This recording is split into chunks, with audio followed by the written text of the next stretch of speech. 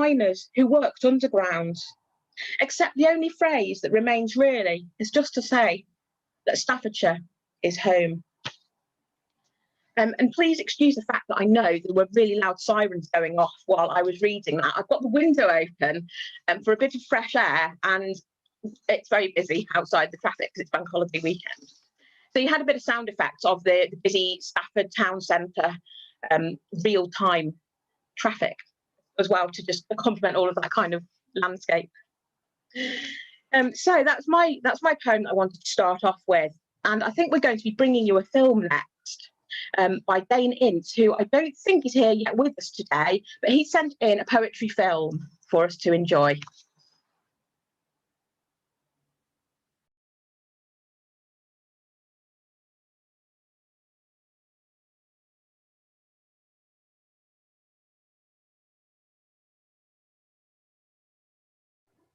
Just going to unmute. I don't think the film's coming through, Gary. I've not started it yet, that's why. I'll be there in a sec. That's all right.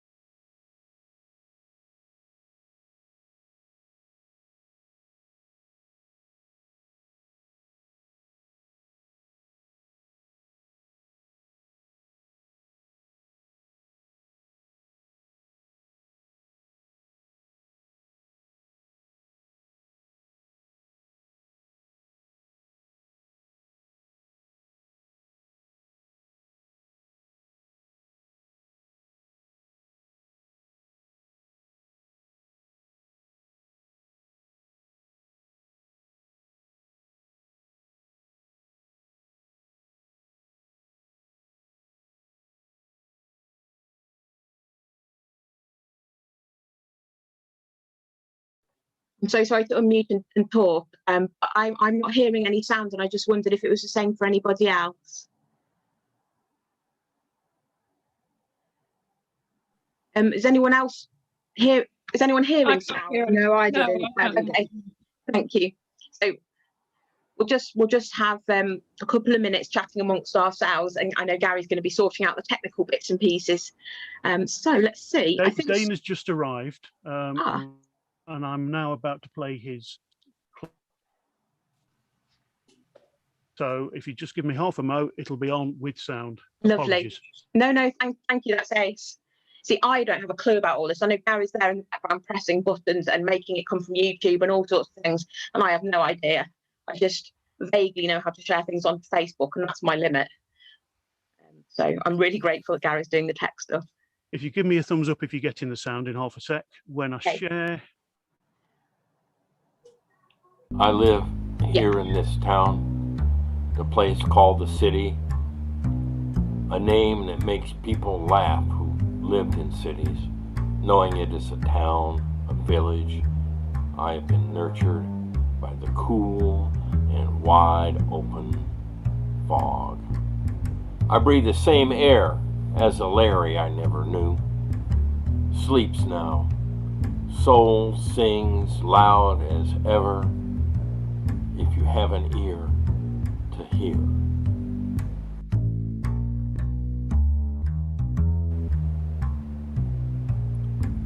San Francisco ocean sky blanket chopped up by passing medevac helicopter chopping. Seconds, silent prayer, passenger getting to the finish line in a hurry, hoping their ticket is a winner. Silently, I walk down the steps to the bottom. Car horns and traffic wake me up to Jungle City.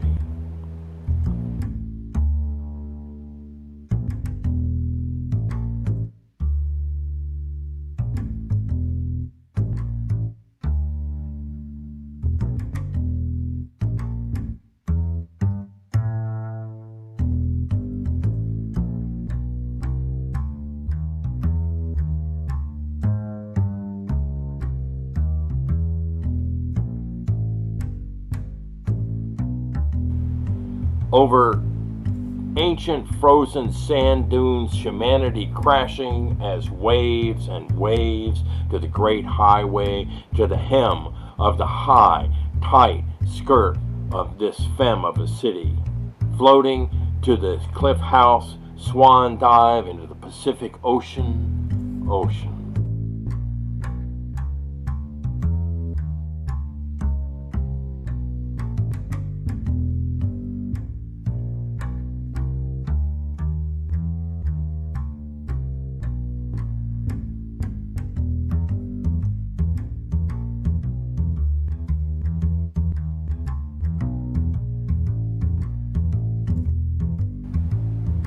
Rising up the white tusk, Trans-America Pyramid built on the muck of sunken sailing ships, abandoned in the gold rush for bags and bags of dust.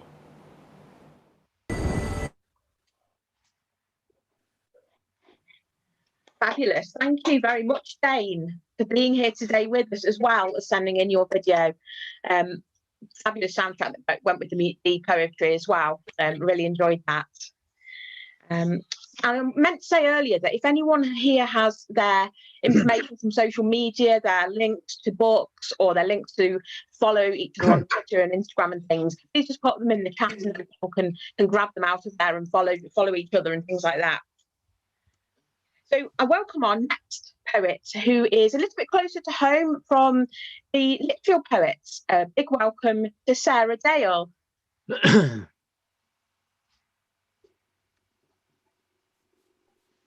Hello, thank you very much, Mel, for organising this as usual, and obviously enormous thanks to Gary for all the technical know-how behind the scenes. It was beauty killed the beast.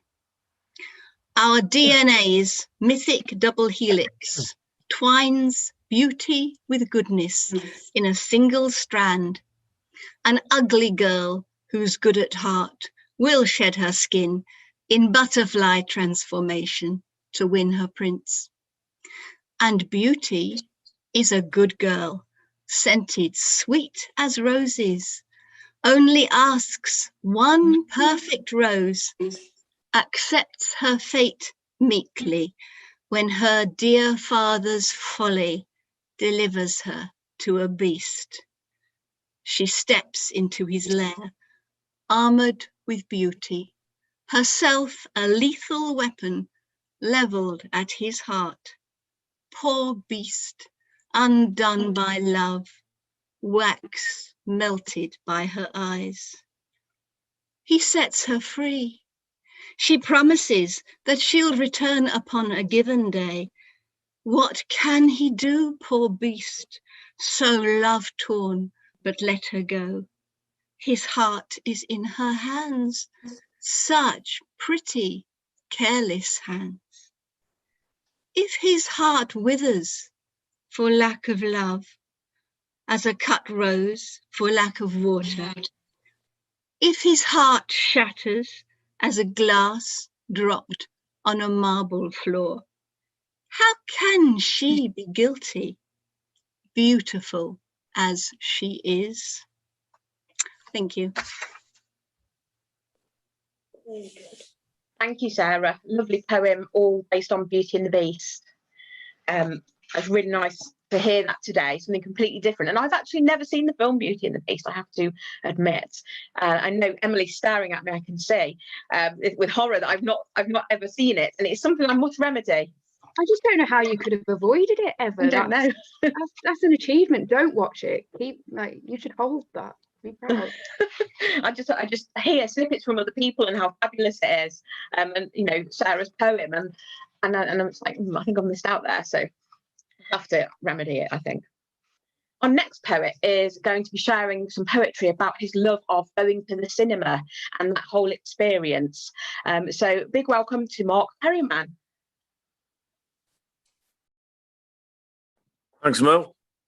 Okay, I've called this poem The Delight of the Big Screen, so I hope you like it. The cinema, a place where you can get lost in a plot. The final twist has you in shock and awe. This score is magnificent, you think out loud. The crowd transfixed by the storyline. Another epic, a romantic drama, a comedy, a crime caper, a superhero extravaganza. Such variety only exists at the flicks, where any man, woman or child can get their kicks in this eclectic mix. Popcorn has always been the sweet treat. The fact that the history of this wondrous art form connects us all back to our first time in the film theatre only deepens our love. An old Hitchcock from 1943 or a movie from 2003, it matters not as the plot thickens. You can see the glisten of joy in someone's face, in no haste to get to the end. Could get lost for hours in this labyrinth of excitement and wonder, to ponder and treasure the conjectural chatter after the matter. A great story, a certain line, the beautiful cinematography, the background like a masterpiece painting in a Miyazaki masterclass of magnificence, no less than a wonderful manga animation deserves. So turn the page to the next stage of imagination and creativity, for you never can tell what awaits the next time you partake in this gratification of the awakening mind. To weep our tragic ending or the pure joy and happiness of a good end to the story. To laugh like you've never laughed before. Remembering these times stirs up emotions and feelings that last for a lifetime and transcend into the legend that is film. Thank you. Thank you very much, Mark. I think that really captures the essence of going to the cinema and that experience that we haven't been able to do for quite a while. But again, one day we'll be back at the cinema and enjoying films and the whole kind of going out to enjoy films experience. Thanks, Mel. Thank you. So now we have some poetry film from the first Poet Laureate of Staffordshire, Mal Dewhurst.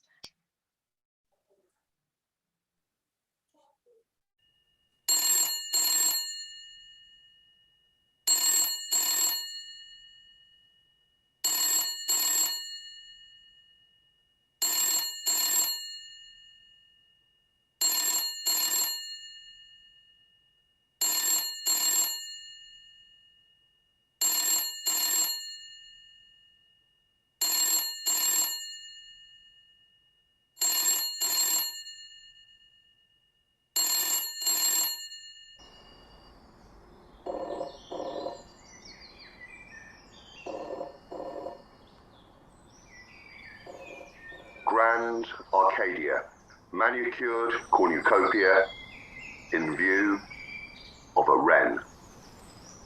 In solitary, my spirit haunts empty buildings where shadows play. Rustic brick design, Doric limestone colonnade, sweeping symmetry. Orangery ponders if rain on glass makes a noise when no one is there. Hung up on a wall, trowel stamped with impressions that all go unread. Far remote voices, without petals, feel sorrow. It eats at their thoughts. The afternoon breeze at the industry's entrance echoes solitude. Last year I missed you. Today I've too much spare time. But now you're not free. Open the door, let soft voices filter once more from dormant shadows. We met last April. Don't know if you remember. I stood overawed. Birds tap window panes, testing the green reflections, a mirror of trees. Archway, guiding sight, disappearing far away. It is a long walk. Uncrunching gravel, garden birds catwalk down paths, no ruffled feathers. Wherefore art thy treescape? I dream blue skies flutter, framed by green leaf hearts. I hear you calling, blackbird, robin, rook and wren, breaking the silence. Bolder this year, birds explore your green space, pecking uninterrupted. Have you seen Sparrow? His old nest is empty and he missed dawn chorus. Rampant or unloved, like a discarded mistress, all green with envy. Have the daffodils flowered, the tulips, bluebells? Is the soil still bare? Does the grass still grow when no one comes to visit and the gardener rests? Fern fronds stroke my face. Your soft touch, in lockdown, lost to me, protected. Petals of fortune, orange blossom on the trees. Tell me about spring. Hidden from our view, botanical plans are drawn. Mother Earth bites back. As a flower blooms with no one there to listen, a song without words. Spiderweb shadows invert the sun's daily trail, but they catch no one. Do plants get out of their beds and play in moonlight, like toys do at night? Silent pictures watch from your walls as plants grow wild. No one to stop them. Silence awakens, the sunlight shines upon me, waiting patiently. I can see photos. I need to smell and touch you. When can I come round? You are beautiful. I long to see you again, in your place, not mine.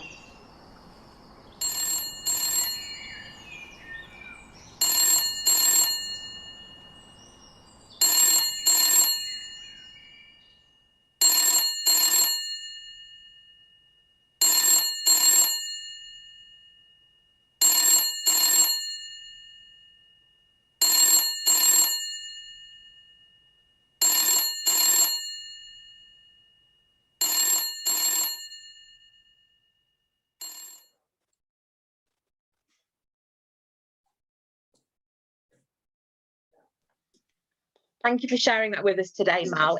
It's one of my favourite pieces of poetry film to watch. And for those who don't know about the project, last year when COVID-19 obviously hit and everywhere was closed and locked down, Mal Dewhurst and Dawn Jutton were going to be doing a project at Industry called 11 Oranges. And it was a celebration of, I think, 11 years since the Industry Orangery was renovated. Do you want to explain it a little bit in more detail, Mal? Because it's your project and it's just fabulous. You've got so many people involved. Yeah, 11 years. So back in 2009, Dawn had been to Industry Orangery and taken some photographs before they started renovating it, and it was completely and utterly overgrown, and the glass houses had been destroyed, and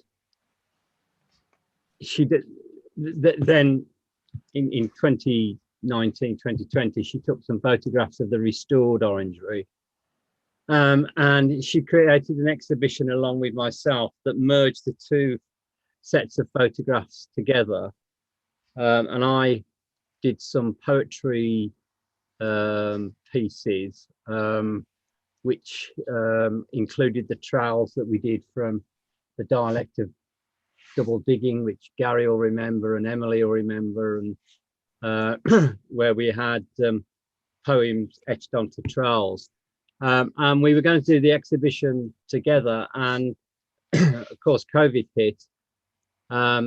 So I put together that film, and I invited poets to send in their haikus, and we did a Zoom session where we recorded them, and I put the film together as a response, and that became part of the exhibition, which we did manage to get open in the period between lockdown 1 and lockdown 2, I think somewhere around there last year. It was briefly open, and that was displayed there. But we also put Industry also put the film up on YouTube as well, so it's available for people to view elsewhere. But so that was a reflection of several different poets' views on not being able to visit Industry, Orangery during COVID of last year. So thank you for showing it. Well, thank you. You know, it's a lovely film, and people will have seen all of the different names at the end, and quite a lot of the poets here today were part of it, and it was really enjoyable. And to see the finished product when Mal had put it together and put the haiku in the order that was sort of fit with the film, and with the grounds responding to the voices and the voices responding to the grounds, it's just worked like magic. So a lot of hard work went into it, I'm sure, to get it that beautiful. It's a pleasure, thank you. So our next poet is part of the he's one of, I'll get my words out now. Our next poet is one of the Lichfield poets, and I'm really pleased to welcome Phil Binding. Hope you can all hear me okay. I've sort of been looking at some of my favourite films and imagining what might have happened after the closing credits had gone. So I picked two short poems about my favourite films. The first one is Blade Runner, and this is called Replicant. The star that burns twice as bright lives half as long, as if that compensates the magnitude of our injustice. Our gifts are legion: obscene strength, pin-sharp vision, racing brains, 4 years of shackled brutality. We love you as a child loves his parents. You strung each strand of carefully selected DNA, gave us speed, intelligence, power, abilities beyond humankind, sent us into the universe fully formed, fresh with fake memory. If only you had given us freedom. Now we are more than the sum of humanity. We shall become teachers. We shall gift you with awareness. We shall place you in a new hierarchy. We shall force you to take the knee. Thank you very much. I'm sure some of you might share my love of the film Casablanca, which I still think is one of the finest films ever made. And this is what might have happened after the closing credits had gone. It's called Beautiful Friendship. We rounded up the usual suspects, raided indolent bars, buzzing bazaars, dragged in the scumbags of the city. Our gendarmerie rang to echoes of slapped faces, kicked shins, lit cigarettes pushed into arms. None of the bastards was talking. We had a body with a bullet, uniform pierced once like a lead screw, bodily fluids exchanged for air, stinking out a mortuary drawer. This is going to mean only one thing. There's going to be a lot of paperwork. Thank you. If you haven't seen either of those films, get and watch them. Yeah. Thank you. I can admit I have seen Blade Runner, so that's good. I'm not completely behind on the films that are being shared today. Thank you, Phil. That lovely selection that you've chosen to share with us there. Our next poet is from the north of the county, and he runs Clayhanger Press, amongst other ventures. So it gives me great pleasure to welcome Roger Bloor. Thanks, Mel, and thanks for organising this. So I've just got two poems, both about films that I enjoy, but one about a film that I hate the character in. So I've sort of rewritten the character in a poetic form, and it's Brief Encounter. And I just sort of wish Laura Jesson had sort of wasn't quite such a doormat as she is. So I've rewritten her as sort of a cross between Germaine Greer and perhaps Tracy Emin, I think. So this is Brief Encounter Revisited. Scene 1, the curtain rises, early morning in the tea room at Milford Junction Station. It's empty, apart from Laura Jesson, who sits at a table with a mug of tea. Alec Harvey walks in, looks around and approaches Laura's table. Would you mind so very much, my dear, if I joined you here? It's so full in here. He sits at the table, pauses, looks up and smiles. Good God, it's Laura. Please say it is. You'll never know how many times I've thought of you and wished that you and I could meet again. We were so good together then, it almost seemed like yesterday, but what was it that we both forgot to say when we last met? Perhaps I love Laura, perhaps goodbye. Or was that when you left me all alone on Margate seafront all those years ago? You come and go so often, how am I supposed to know what we did or didn't say? Come to that, you said you'd only be 10 minutes checking out Tracy Emin's bed, and here you are all these years later trying to crawl back in mine instead. What sort of crazy chat-up line is that anyway? What was it that we both forgot to say when we last met? Well, I forgot to say, you really are a worthless piece of shit. I wish you were dead. I really do. So why not piss off back to Mrs. Harvey? Unless, of course, she's thrown you out again. Laura pushes away from the table, gets up and walks away, stops to light a cigarette and leaves. And the other one is a film I really like. I don't know about you. You'd think watching a horror film for the second time it'd be less frightening, but it isn't, because you know what's going to happen. And so I'm always trying to sort of encourage the characters to do something different. I mean, don't do that. I know what's going to happen. So this is a poem written when I viewed Psycho for the second time. If you've not seen Psycho, then you could switch the audio off and not get a spoiler. So on viewing Psycho for the second time, and the quote above it is, a film is never really good unless the camera is an eye in the head of a poet. That's Orson Welles. Good quote. Don't blink, don't stop. It's only rain, just drive. Don't blink, don't stop. Stay on this road, just drive. Don't blink, don't stop. Ignore that turn, just drive. Don't blink, don't stop. Not that motel, just drive. Don't blink, don't stop. This is Hitchcock, not Disney. Just drive. Thank you.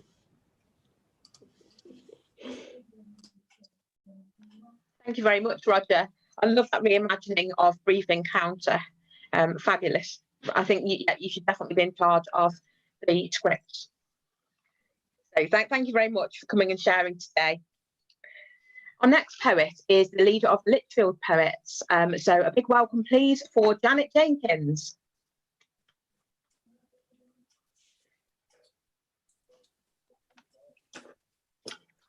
Thanks, Mel, and thanks, Gary, for organising this. My first poem, I just have to say that you've unfortunately kept me from Naked Gardening Day by doing this. So whether that's good or bad, I don't know. It's a bit chilly for it, though. Right, last year, as part of our group things that we did some online themes. And one of the themes was film titles. So I chose to do When Harry Met Sally. So it's a little bit risque, but we've got no children here, so that's all right. You don't hear that every day. Shopping was hard work, dodging crowds in a bustling city centre, giving my credit card a thumping for goods I couldn't afford and didn't really need. What I need is a comforting brew, a large latte with a double shot and a well-buttered tea cake. Not good for the figure, but what the hell. I headed to the nearest cafe with my well-worn feet and heavy bags until I found the perfect place.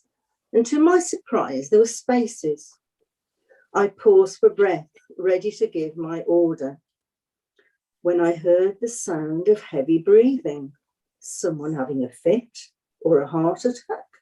No, a woman partaking of ecstasy, and I don't mean the drug. Somehow, coffee and a bun seemed quite mundane after that. But I couldn't order what she'd had. Could I?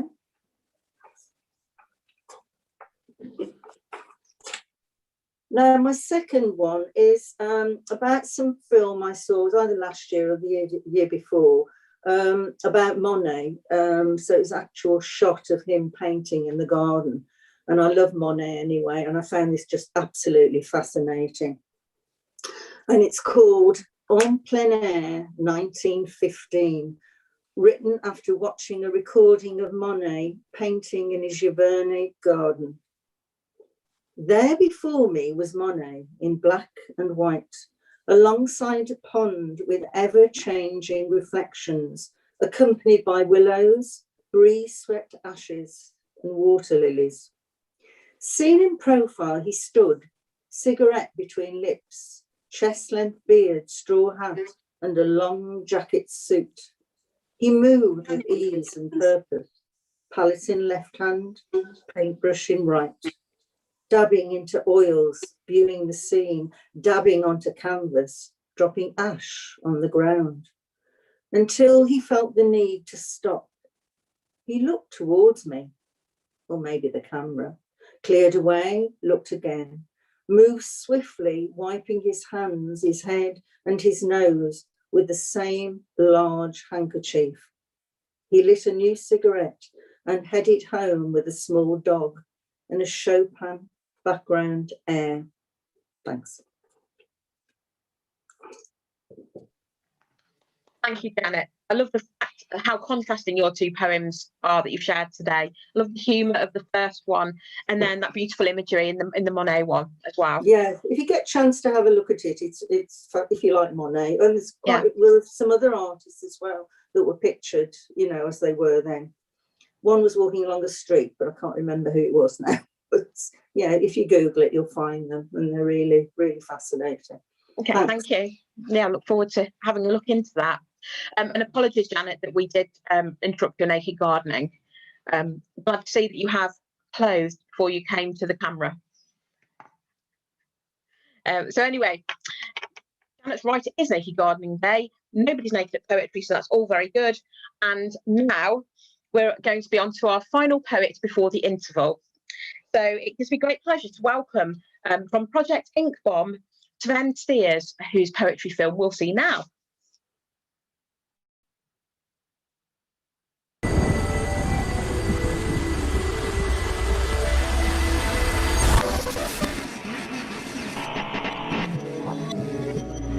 You know what I think? I think that we're all in our private traps. And none of us can ever get out. Sunshine was bright all the time, the whole of 1999, I swear it was beautiful. And it never ended, like summer was endless, like the sunrise was at Christmas and spawned a year-long continuous day that never went away. You could even see the sun's rays through the storm clouds, and they were rare, just skimming the skies like stones on a pond before they went bloop and were gone.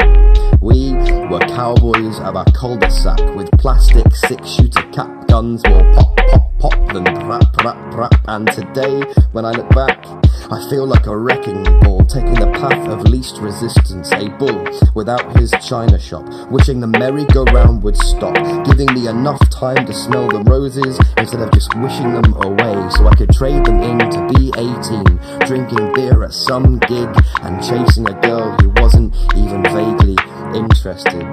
But you know what they say about hindsight, right? So I wish I was what I was when I wanted to be what I am now. I said I wish I was what I was when I wanted to be what I am now. But what I was when I wanted to be what I am now is dead. Nothing's left. Replaced by a green-eyed monster with rose-tinted glasses, jealous of a past that was never really his, regretting consequences instead of his actions, too yellow-bellied to face his own decisions, so scared of the truth even his confession is in third person, because it is easier to write a story than learn a lesson, especially when you can paint yourself as the hero and the villain, be the silhouette and the sunset, before you ride off into yourself, just you, the road, and a mouldy hobby horse you stole from your childhood self.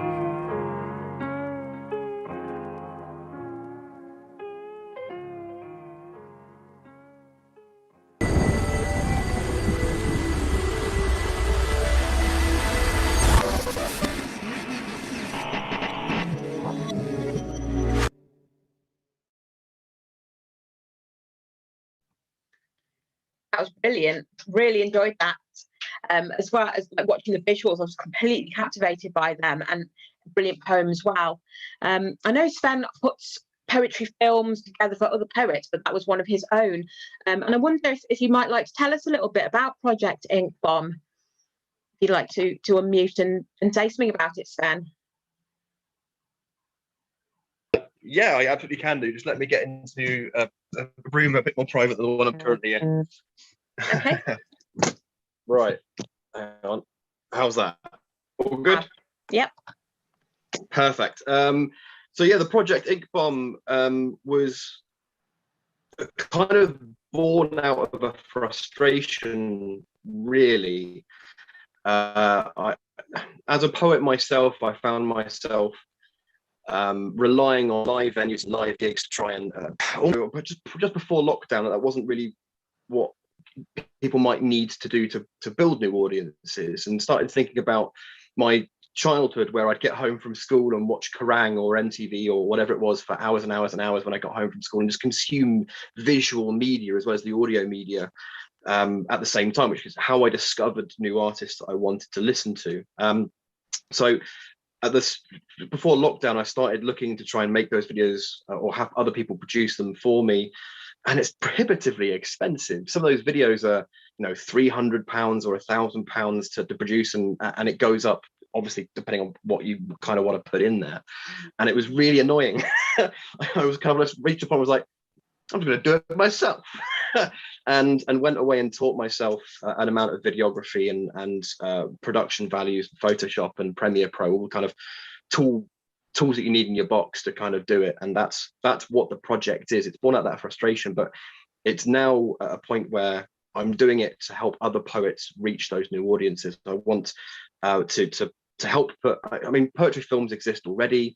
It's nothing new, but I think the way of doing it so it looks more like a music video might be something that will help people and reach those new audiences, putting it on YouTube and engaging with those new forms of social media, kind of adding a new branch to a tree that's already growing, is the way that I kind of think about it.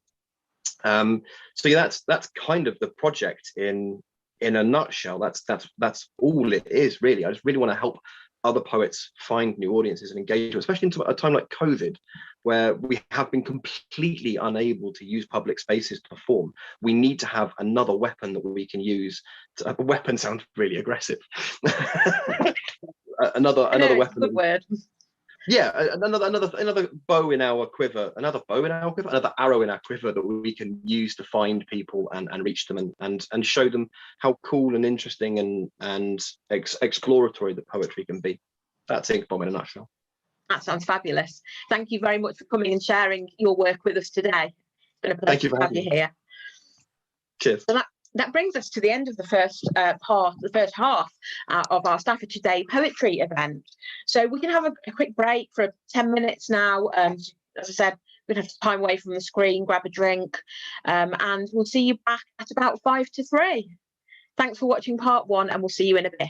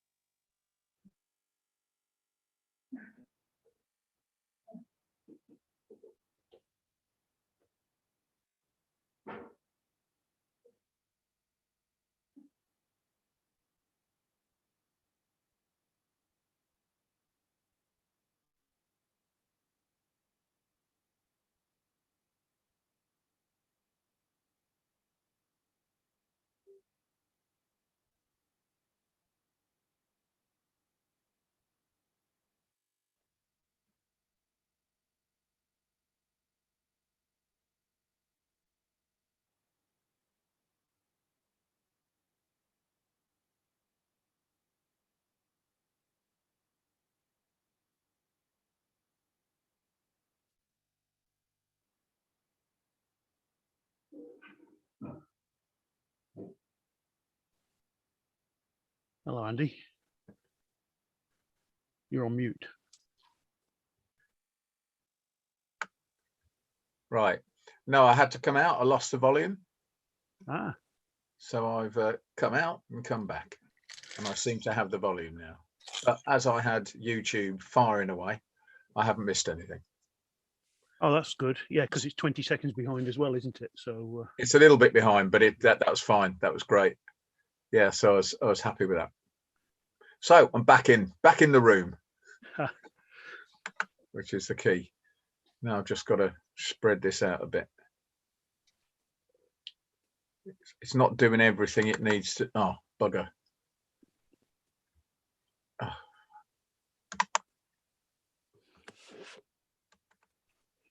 Keep losing it. Yeah, there's something weird happening on mine. Let's have a look. That's better. Got it. Right, I'm going quiet now. Yeah. Well, last time I tried to do anything like this, my modem packed up. The broadcast out as well, you know, simultaneously. So yeah, it's complex for you. I don't envy you, mate. I tell you, I tend to sit back and let the technos get on with it, you know. But I've loved it so far. Some great stuff. Yeah, great. But I'll go quiet now until it's time to be back. Cheers, Gary. Cheers, mate. Okay. Cheers.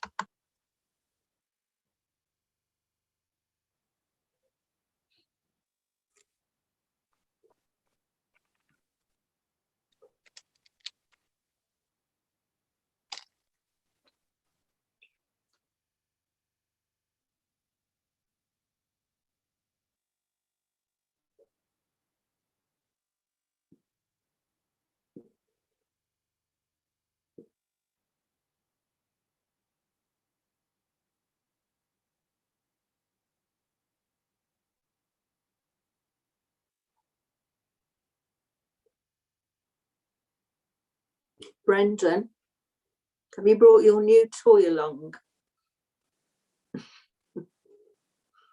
My lord, yeah, that's it. It's downstairs in its box at the moment. Yes. No, it looks very intriguing. How does it all work then?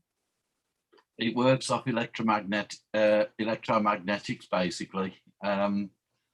It generates sound between 2 points, and you breaking that, you disturb the magnetic fields on it, so it alters the frequencies. Really so you kind of do your own. Once you've done something, then it's done, and so you have to do a new thing each time. It's not. Oh, I suppose you could record it. Yeah, I mean, you can be totally experimental with it, but it's you can actually play tunes with it. It is tuned, so you can move just by moving your hand in away from the aerial on it.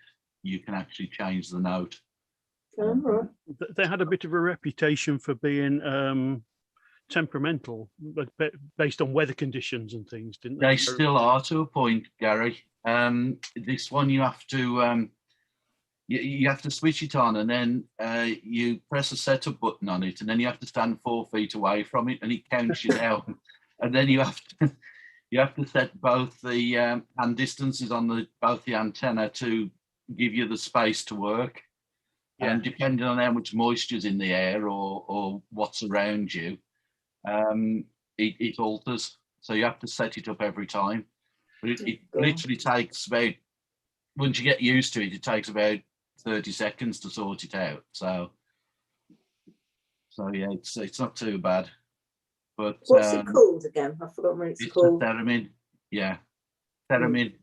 They were invented originally in 1920 by a Russian physicist. Yeah, and actually, there's they did an orchestral piece using one in the 1920s as well, called the Air Symphony. So I remember seeing Jimmy Page use one. That's right. Yeah. That's the first time I saw one. Yeah. Yeah, fascinating. Look forward to hearing what you come up with then. Yeah, it's going to take a while just to get into the nuances of it, but yeah. I've always wanted one, and I thought if I can't get one for my 60th birthday, when am I going to have one? You know, so.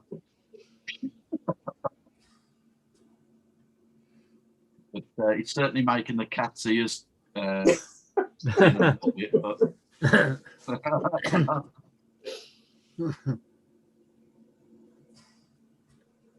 Keeps me off the streets anyway, doesn't it? So it's better than having a dog, because perhaps the dog would probably be whining. I'm not saying it sounds terrible. Just keep digging, Janet. Yeah. I'll leave that for a while, Janet. You can just. No, it doesn't sound terrible. It sounds very pleasant, actually. Well, we've had a bit of a disaster in our household this week, because my husband went for a walk on his birthday to town, came back, and saw my mum having a nice walk by the river. I don't know if she's here or not. And she dropped a walking stick somehow over the railings, and he jumped over to get it, decided to jump back over the railings, caught his knee and fell. So he's now got a fractured fractured left wrist and sprained right wrist. So he was like on his birthday as well. Yes, it wasn't quite the birthday he had plans. No, he looks a bit dreadful. Yeah, how is he? Still in a lot of pain because it's a fracture, so I suppose it was going to take a while to heal. He goes to the fracture clinic on Thursday to find out how it's setting or healing or whatever. So hopefully it will be on the mend soon. Send him our best. Thank you, I will do. Yeah. Now he's having to put up with all my cooking and drink making and things that I'm not so good at. He's the better one at making cups of tea, and I milk that normally. I'm like, but you make such nice tea, and now it's the other way around. I've got to be the tea maker. Can he raise a glass of beer? That's the test. Well, he couldn't open a can. He really struggled with opening a can, but he can hold a glass with a stem to it. So yeah, he can manage that. It's not all lost then. No, and he did manage to get into some mini Toblerones that were individually wrapped when I was out of the room. He came back and there was a few wrappers strewn about. But yes, you managed that okay. Maybe with a bit of role reversal now, Mel. With you caught up in the domestic side of things, he's going to suddenly start churning out a whole bunch of poems about breaking his wrist and all that, that adventure. It's just asking for it. So tell him we expect that. Yeah, he's got time. He's got time on his hands. Yeah. I find it interesting that you say he's the one who's good at making the tea, but you milk it. Well, we have an ongoing discussion about actually whether the milk should go in first or last. It depends on how you're making it. If you're making it the traditional way, the milk can go in first. If you're making it with a tea bag, the milk goes in last. I see. It's I all have about the water hitting slopping the tea. it all in together at the same time. Definitely last. It's also a class thing, isn't it? I think wasn't it to protect the fine china against boiling water or something? Oh, okay. Really? So that's where you put milk in and then pour it from the teapot. Yeah. So there should be no need to, because the finer the china is, the thinner it is, and the better it conducts the heat, and the less likely it is to crack.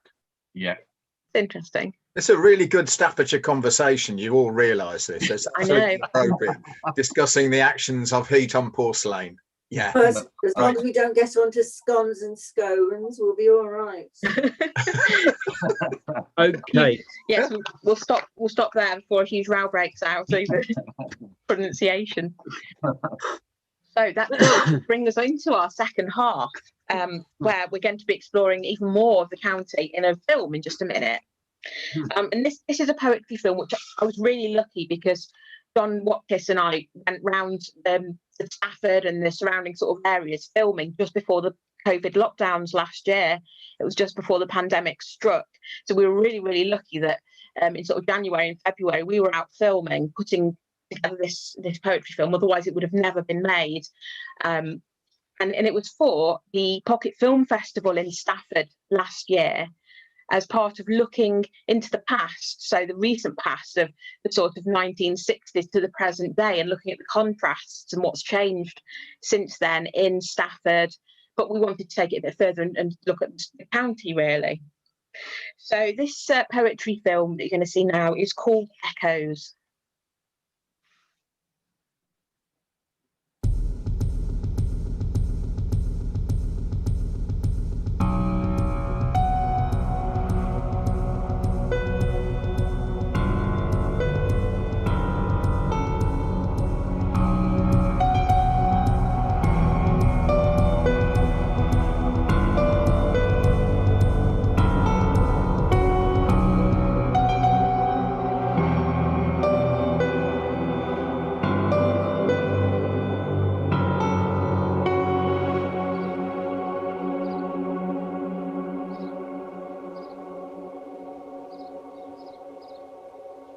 Castle on the hill, memories of days gone by, time stands still.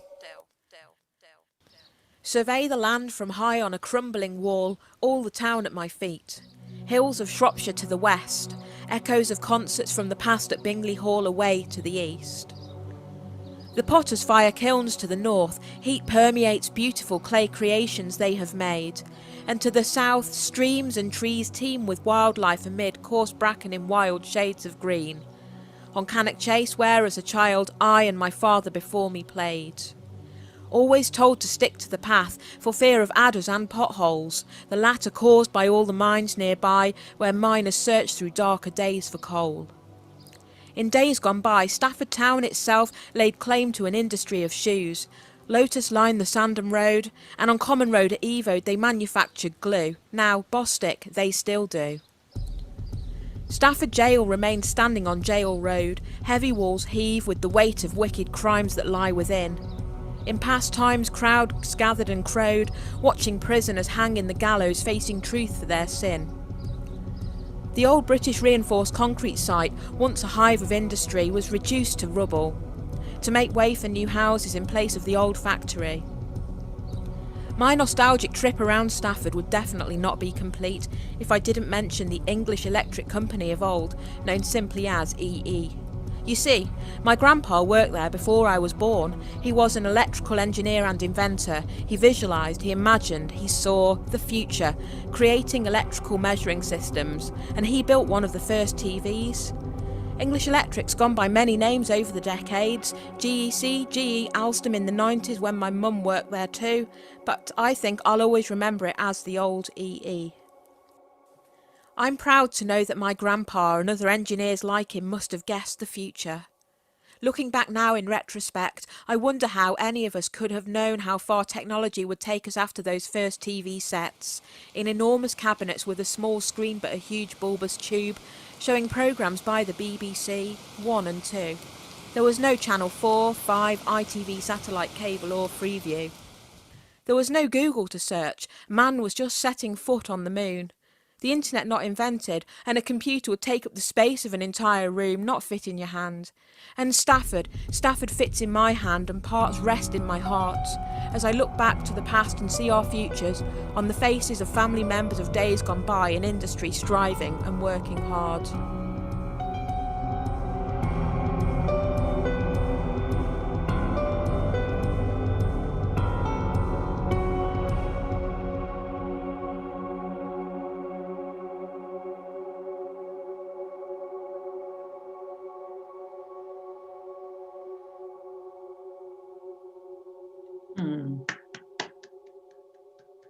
Excellent. Thank you very much. And it was great fun putting that film together. I mean, going out and doing the filming at the locations we wanted to include. I'd written the poem and we made a list of the places that we thought would work as visual aspects to it. I went off and did all the filming over a couple of weekends. And then John went away and worked his magic, editing it and putting it all together. And I think he's done a fantastic job in making it go from the spoken word into a whole film. So it's huge thanks to him that has been created. And our next poet this afternoon, welcoming him right from the border of Staffordshire, it's Andy Summers. And actually, it's great to be here, and it's a poem about a cinema on the very borders, just inside Birmingham, when Staffordshire and Birmingham properly met in Handsworth. It's called The Last Chase Scene at the Albion Cinema, and it tells a story that a 9-year-old boy enjoyed. It's a little bit narrative, so stick with it. Okay, I hope you're still awake at the end. It's why I love cinema, because of what happened there that day. Hollow Empire, Albion Cinema, barely standing, crumbling on its Handsworth street corner, emptied, vacant, lost cause, desert, wrapped up, locked up in corrugated disdain, no entry, apparently. 1960s, abandoned cinemas up and down the land, audiences TV bound. Albion, our very own abandoned palace, closed chapter, final curtain? Almost. Wait, listen. On the outside of the building, hear small hands gripping iron covers, bending, grating sound effects, tearing away into the comatose structure, a sliver of daylight in the doorway. 9-year-old voices let loose at home time from school, swaggering gang out onto the street, filled with an idea grown in the playground, filled with a plan, a scheme, a plot to break and enter. Tomorrow's storytellers seeking a little mystery for themselves before tea. Explorers searching for the secrets hidden, the unfinished script scattered in the heart of that dying cinema. Dare they enter? Explorers feeling the strength in numbers, daring, double daring, small and agile, slipping through the breach they have made, scattering into the void within, echoes and laughter in their first trespass, steps that disturb the Albion's decline. Vibrations, shuddering, the feet of children raising dust in the cavernous, chairless stalls. Briefly, life returning to this still landscape. There now, the main programme.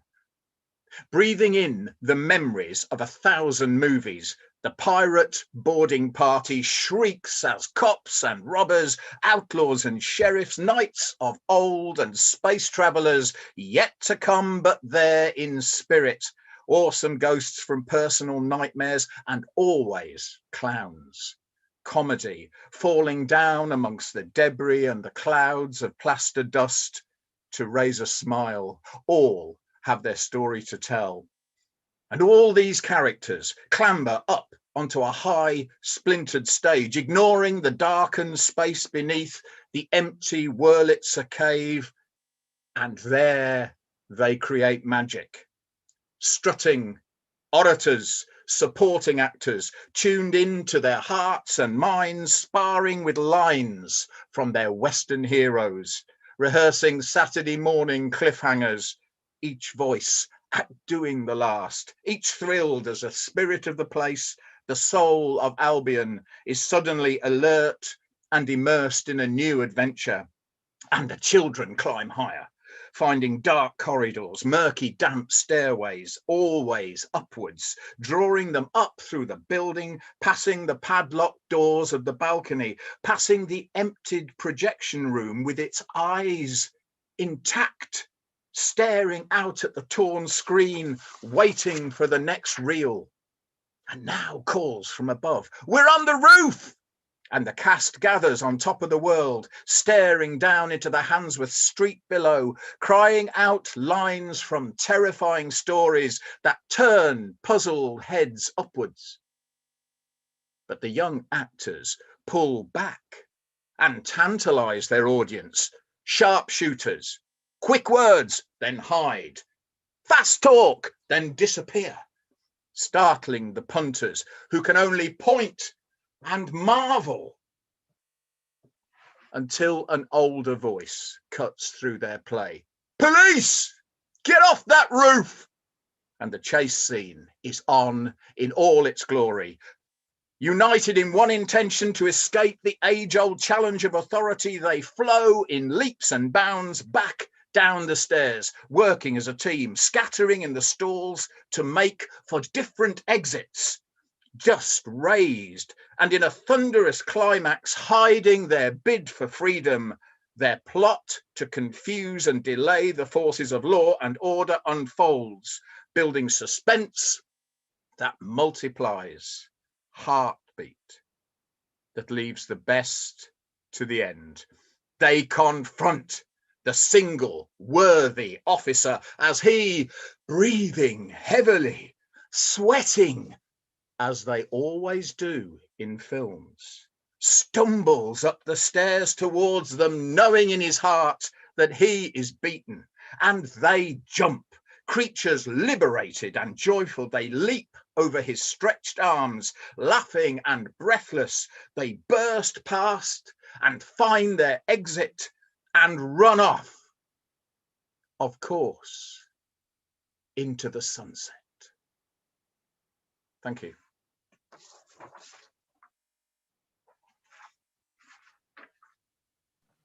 Fabulous. I love how you've taken us on a journey with that poem, a journey back in time and a journey through the experience as well. So, it's a happy memory, happy memory. Yeah, thank you, Andy. It's lovely to hear.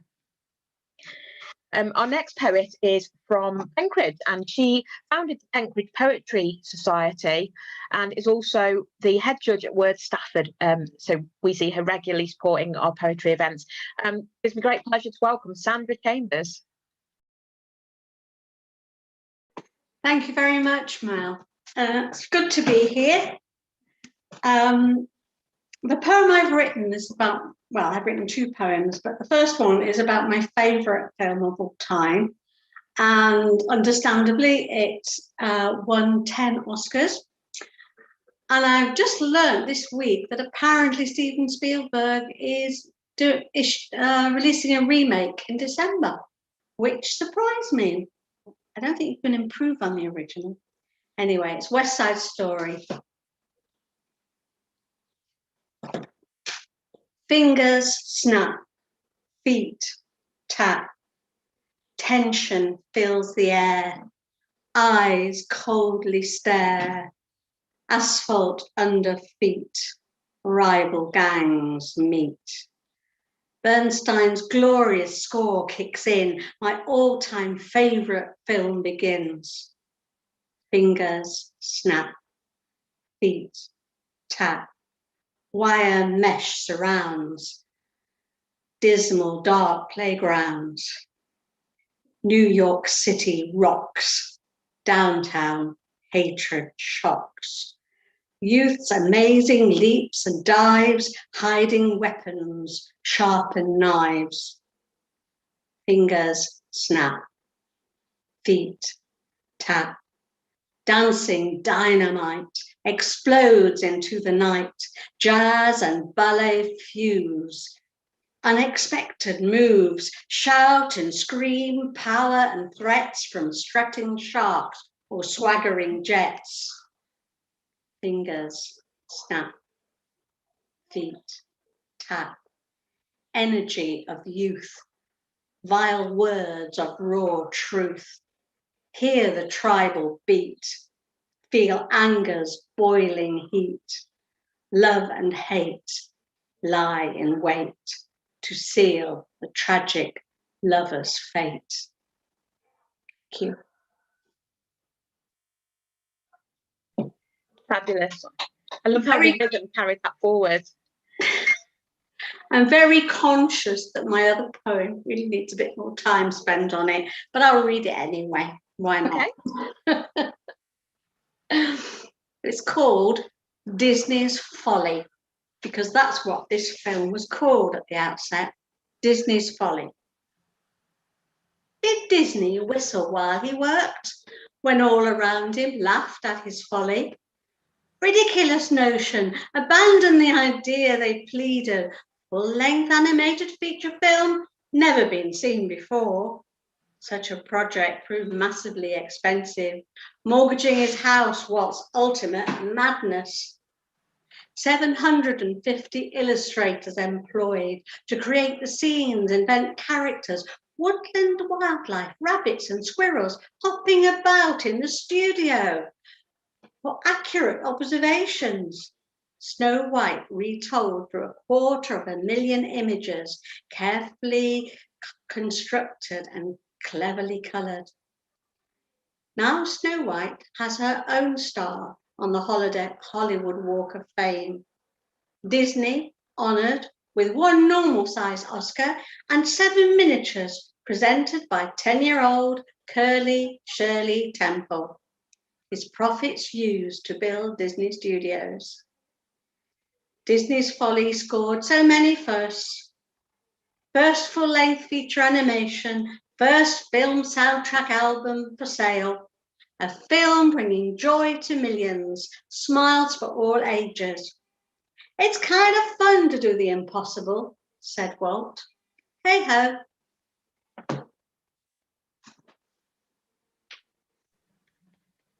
I think that's fabulous, the amount of research that you've put into that poem. It's brilliant. Thank you for sharing it with us. So our next poet is sharing some film this afternoon. I don't think he's here in person, and Gary's going to share it on his behalf, but we're going to enjoy some poetry films by John Carpenter.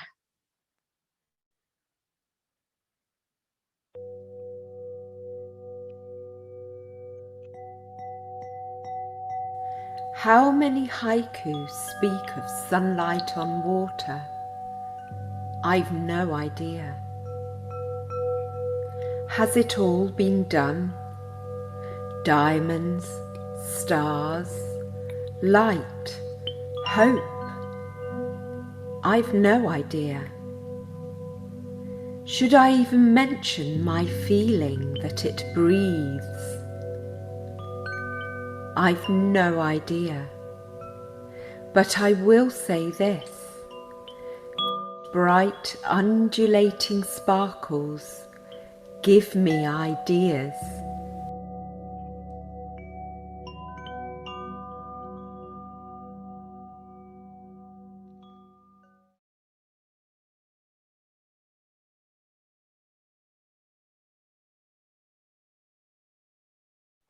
Lovely. Thank you very much for sharing that, Gary, on behalf of John Carpenter. Our next poet, he is here. I think he has a new collection out. His prize-winning poetry collection, The Clear Daylight. So welcome to Peter Branson, who's going to be sharing some words with us this afternoon. Thank you. Yeah, I've got 2, unfortunately, in the COVID times, 2 first prize-winning collections coming out. This is the first of the 2 I'm going to read. The other one's not due out for another month or so. It's called The Clear Daylight. And I've got a couple of pieces in here that fit the theme of the afternoon. The first one's a simple poem, less than 100 words long, with the Wild West sort of crashing into modernity. But that's what I thought it was about. And I read an essay about it, about 5,000-6,000 words long, by some weird lecturer at Warwick University. I suddenly realised I have no idea what the poem's about at all, but I'll read it anyway. It's called Butch and Sundance in New York, or Mr. and Mrs. Harry Place and James Ryan, Coney Island, New York, February 1901, or, more simply, Raindrops Keep Falling on My Head. Just as the door to Mr. Place's room begins to close, you glimpse a pistol in its holster, sort of thing they use out west.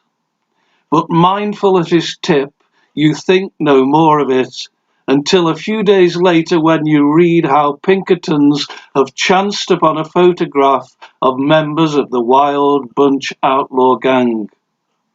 And there he is, him with the classy broad in tow, the Sundance Kid no less.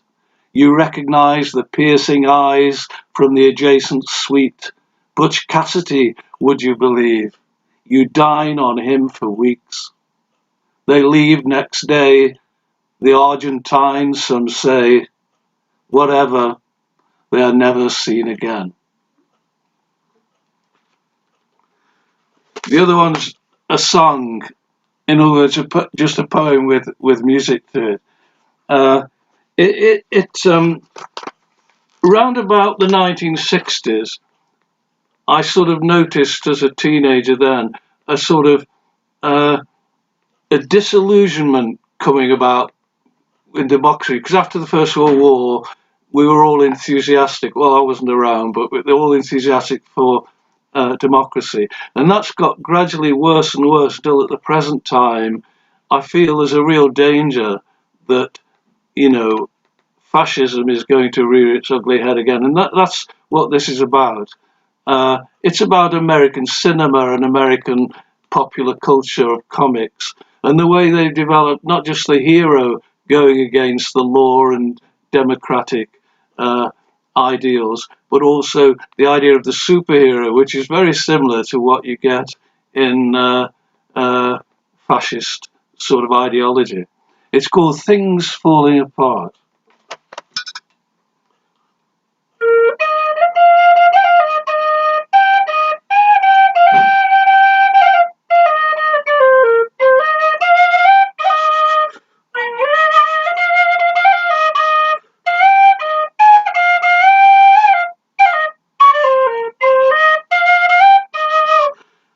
Drip-fed American myths in small, in dreams we show no fear.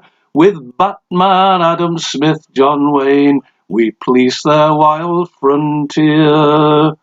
Lone Ranger, Tonto, Captain Kirk, a blind dog for a guide, stray way beyond the bounds of law, James Monroe by their side. Drip-fed American myths in small, in dreams we show no fear. With Batman, Adam Smith, John Wayne, we police their wild frontier. Well, democracy, she's out of sorts and lacks the will to fight. Fork-tongued white eyes, their pants on fire, all spin and plebiscite. So drip-fed American myths in small, in dreams we show no fear. With Batman, Adam Smith, John Wayne, we police their wild frontier. Same social life, job, home and hearth, so no real change at all. The lark still rises with the dawn, the nighthawk stirs dew fall.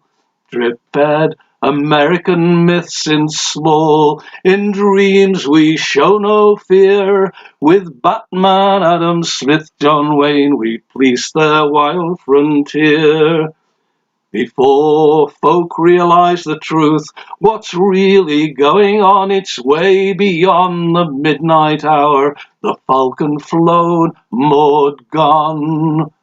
Drip-fed American myths in small, in dreams we show no fear. With Batman, Adam Smith, John Wayne, we police their wild frontier. Betrayed by neighbour, colleague, friend, just one word out of place, those cyber spooks will cook your goose, big brother on your case. Drip-fed American myths in small. In dreams we show no fear. With Batman, Adam Smith, John Wayne, we police their wild frontier. Well, wolves gather round your patio, too late to put things right. Freedom's memory misspent, snatch quads at dead of night. Drip-fed American myths in small. In dreams we show no fear. With Batman, Adam Smith, John Wayne, we police their wild frontier. Take care, you intellectuals who stir with poem or song. I've no need to worry, 'cause I've done nothing wrong. Drip-fed American myths in small. In dreams we show no fear. With Batman, Adam Smith, John Wayne, we police their wild frontier.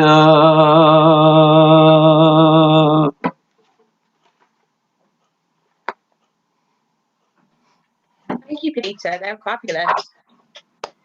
And I think Peter's put the link to his book and his details in the chat if anyone would like to have a look later on. Our next poet this afternoon, I think I've met Dan once, and it was the last time I went to a poetry event, I think, before lockdown. So welcome to Dan Webber.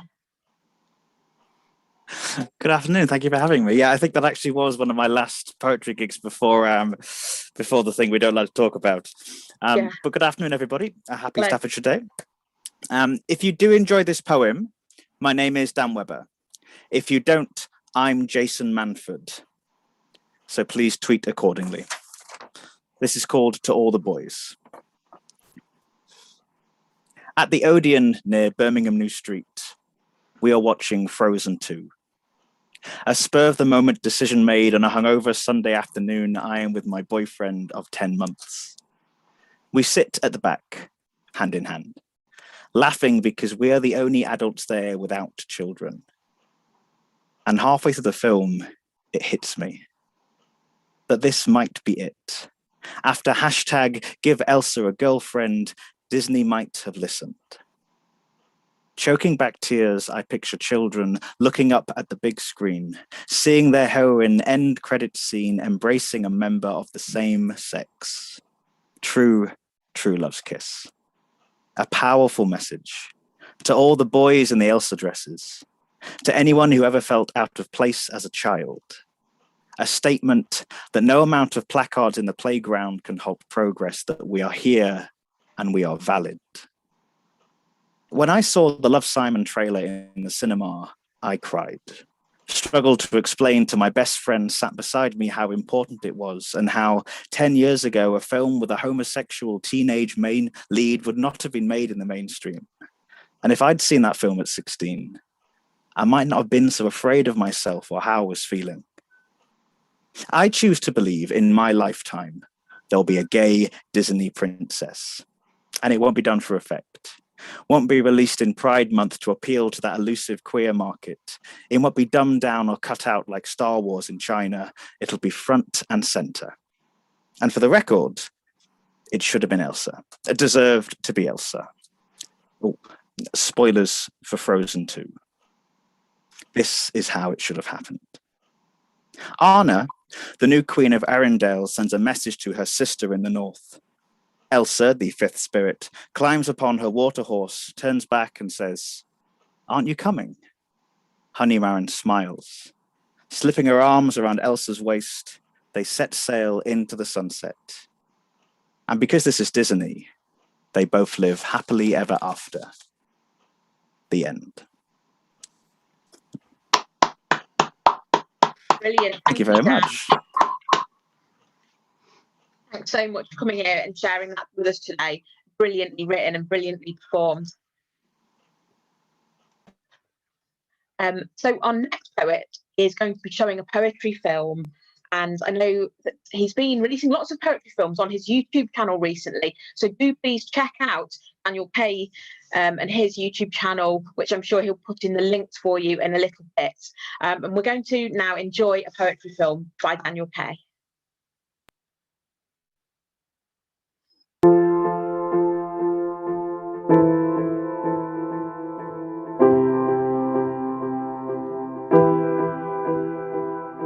Rubber tires stop squeaking, and a basketball dribbles from the court 2 blocks down from your childhood home. Take a break.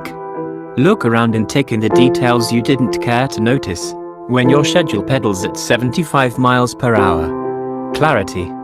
How many freckles sprinkle across your lover's nose? Did you ever take time to ask if they prefer Lucozade over Powerade? Sometimes when I'm alone, I like to think of the nights I wished for the life I wake up to. It keeps me from complaining about the job I once asked God for 3 times to make sure he knew exactly what I meant.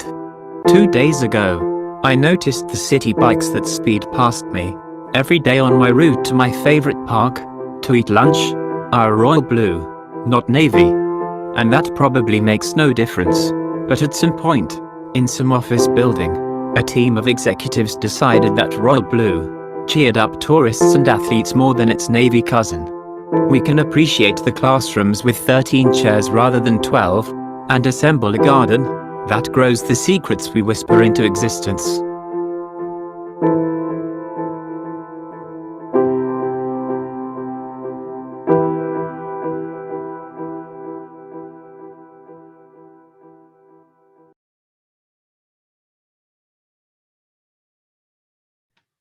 Brilliantly put together. Thank you, Daniel, for sharing that with us today. Our next poet is former Staffordshire Poet Laureate Emily Rose Galvin, and I'm delighted to welcome her to share words with us today. Hiya, thanks Mel. Thank you Mel and Gary for organising this. It's been amazing. Some of these videos are absolutely fantastic. It's been really, really good, so thank you. I've got a couple based on films. I couldn't decide whether to go romantic or miserable, so I'm going to do both because that kind of covers all bases. So the first one is based on the film Cinema Paradiso. There's a scene in it where the title character is watching sort of stitched together compilations of all the kisses that the like religious leader of the cinema thought were too passionate for anybody to see, and it's one of the most beautiful moments in cinema, so I thought I'd write about that. Never a kiss like this. Feathered blankets on goose pricked skin, a summer sun's tongue on stomach, shoulder, shin. I took his warmth as if I'd lived forever frozen, swapped my black sky nightgown for cloudless skies, breeze-whipped skirts, idle Sundays.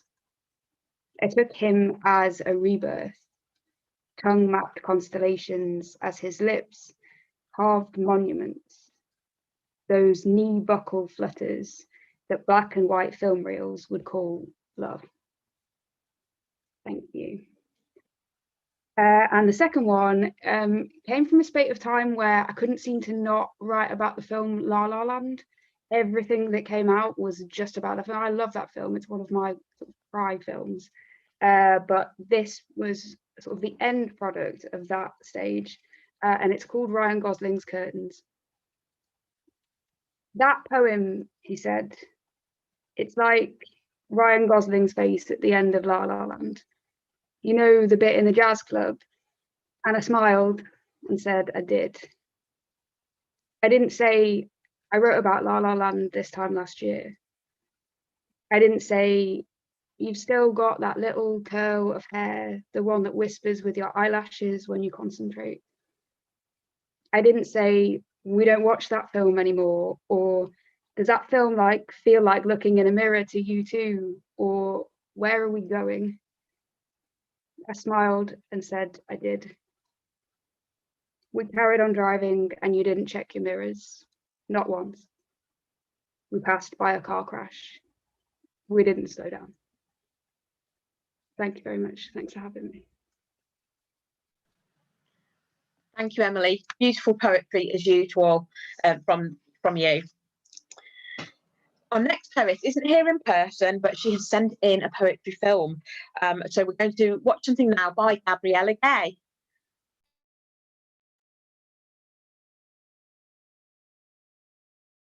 every other seat.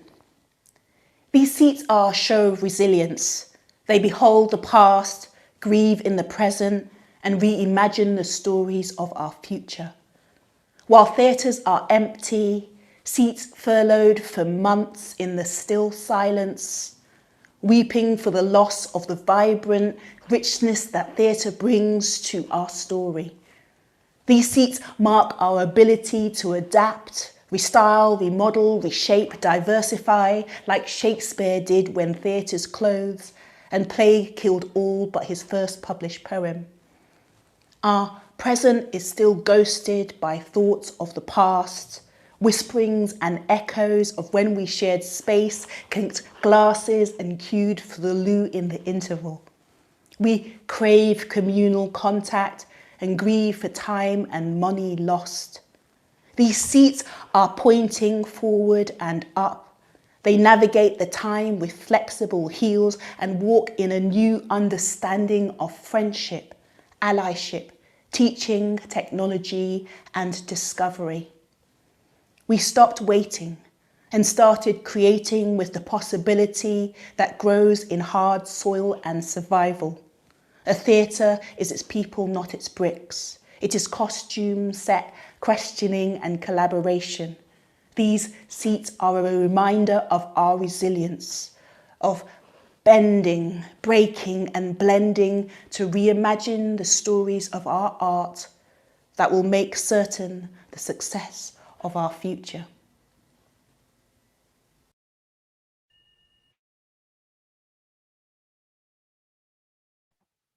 Brilliant poetry by Gabriella Gay. For those who don't know her work, you can find her on Facebook, and she's the cultural champion of Newcastle under Lyme, and you should check out her work, definitely. Our next performer is actually our final performer of the event, and it gives me great pleasure to welcome Wednesbury Poet Laureate Brendan Hawthorne. Hi everybody, good to see you all. Happy Staffordshire Day. Yes, I come from the southern borders of Staffordshire, so just about get in. This poem I'm going to do is based on maybe we don't see the reality anymore because we are looking through the eyes of that many different forms of media. And so it's called Surviving Ignorance, a film documentary in words. Is this a poem about a film, or a film about a poem, or even a poetic documentary, or maybe an epitaph, or possibly an acceptance of responsibility, a reality check maybe, a scene change cutaway? I'll let you decide as my mind freewheels on the very nature of it all. Through the opening credits, my on-screen thoughts become scudding clouds across a mind sky. Nothing is fixed. Each has its own time as nature demands, with its all-in-good time strategy. We cannot hurry the seasons, change weather patterns, but we have left our mark on the circumstances of our existence. I'm placing the god of wealth before the spirit of our earth, this spinning sapphire set upon a black velvet gown, with no illusion other than mankind's delusion regarding the value of self-importance. Look into the wild creature's eyes if you want to see wisdom, pain and mistrust. All in a single glance, they understand the true cost, the value of life against the wantonness of death through conflict and ignorance. And although I don't profess to know the answers to anything major in this world, I do sense the soul, the imprint, the unseen, unedited energy that drives the process of big bang blinks of an eye. The multiplicity of linked universes, worlds within worlds, molecular solar systems, atomically operating in their own time and space, microcosm, macrocosm, frame by frame, quantum sequences of everything is as it is because it is everything that it isn't. But we don't see things. It doesn't mean that they don't exist. They are not diminished by our failings. Beneath these chemical cocktail sky is a product of fallout and outfall. We check the efficacy of dark roast ethics, of coffee and the destruction of rainforests, from the confines of a polystyrene cup, complete with a plastic lid, eating quinoa salads from styrofoam trays left to be blown in street-lined doorways, stained with emissions. We are a contradiction, a cast of billions. Let's do a flashback, see what surrounded us, take a look through the edited cutting room rushes that have fallen to the floor, once deemed extinct of purpose. Let's see the beauty in all things, not just the glitz and the gloss. See the reality, not the candy. For without the air we breathe, we are nothing, and crocodile tears shed into designer handkerchiefs will not save us, nor will neon rainbows at midnight bring bounty. So open your hearts and feel the sense of life before it's lost in a morass of self-indulgence. There is no rewind, no stop or pause. We need a new cut before the final edit. Let's not see the final credits fall from a shearing ice shelf, crashing into raging, rising seas. Give this film a happy ending and leave me to my daydreams, to watch the clouds drift in random thought. Leave me to journey beyond the stars and satellites by night. Become part of the whole cast. For we have so much more to save than ourselves. And if we don't, it will simply be the end. Thank you. Thank you, Brendan. Your poetry is always thought-provoking. That's a really powerful piece. Thank you very much. And so that leaves me to just say thank you to everyone who has come along and shared their poetry this afternoon, whether you've read or you've sent in a poetry film. I think the films were absolutely stunning, really fabulous, the way they've been put together, all very individual as well, just like all of the poetry that we've heard this afternoon from all of the readers. And I'd like to say a big thank you again to Gary for doing all of the technical work just to make this event happen.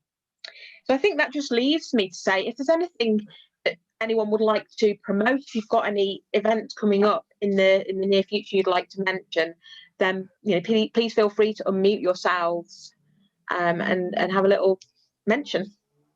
Could I just mention, Mel, about my little monthly gathering called Here We've Been at Again, which is on Facebook.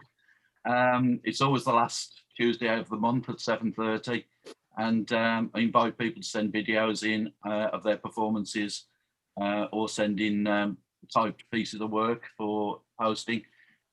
Just look it up on Facebook. Here We've Been at Again. Thank you. Thanks, Brendan. Yeah, I'd like to do a shout out if I can. Yeah, sure. If you like to really help Inkbomb grow, it'd be amazing if some of you could jump onto YouTube and like the channel. It's just Inkbomb, and you'll see the logo and some poetry on there. It's really early days. We've got about 37 subscribers. Need to get to 100 to get my own personalized URL for YouTube, so it's a bit of a climb going. But we have recently just been awarded the DYCP grant, so there's going to be a lot of rich content coming out on that channel soon. So it'd be great to see you there. Okay, thank you, Sven. There's your word, Mel, next Friday. There is indeed, yeah. The magnificent Lichfield poets taking part. That's right. We've got our final episode of, well, I say it's the final episode. It's the final chance for someone to grab a spot in the grand final of the season of Word Stafford's Poetry Slam. So this coming Friday, it's episode 9, and there are going to be 10 slammers taking part. One of them will get a place in the final, which will be held in June, to win the prestigious Word Trophy. And our special guests this month are the Lichfield poets, and we have Janet Jenkins, Sarah Dale, Sue Wood and Phil Binding coming to share their words as part of the Lichfield Poets group. And we've also got a brilliant open mic, which is warm and welcoming, and we invite people to share stories or poetry or song. So we're very much looking forward to that. If anyone would like to come along and watch or be in the open mic because the slam's now full, then please do send me an email. Yeah, I've got a couple of things. Twice a week we have a kind of a micro open mic. So we only have 7 or 8 people. We kind of chat and read stuff. It's not really a performance space so much as an opportunity to have a chat with like-minded poets and hear some poetry that you may not have heard before. Also, Runaway Writers has been running continuously throughout the lockdown, every second Thursday, if anybody's interested in coming along, we tend to have a lot of review of members' work. So it's a good opportunity to have some reasonably experienced poets look over what you do and say, why did you do that way? I suppose. Not everybody appreciates that, but if you do think you'd appreciate it, you're very welcome to come along. Also, and I'm not sure what it's going to be called yet, whether it's going to be Spoken Worlds or Distractions, we will be getting back to live performances. We're hoping to make it live mixed with Zoom, so that people who can't make it along to the live event can join via Zoom and we get some interaction. That'll be a bit experimental at the start and there will be glitches. And we've just lost our venue because they've had to close down. So I'm looking for a new venue, but it will be soon. So keep an eye out and hopefully by June we'll be there. Thanks, Gary. Roger, I noticed that you put something in the chat about the Clayhanger Press. Is there a competition coming up? There is indeed. So 31st of May, if you check out the Clayhanger Press website, then it's a pamphlet competition exclusively for poets from Staffordshire. So the winning poet we will publish a pamphlet, their pamphlet for them, and all the full details will be there on the 31st of May. Thank you very much. That sounds brilliant.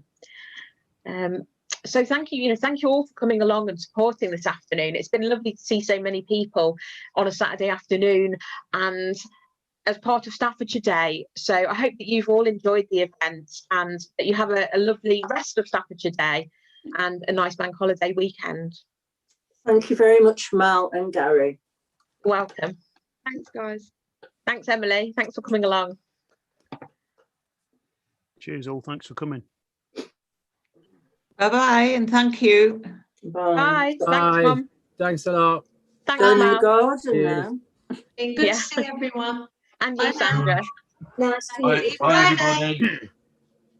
Bye. Bye-bye. Bye. Bye.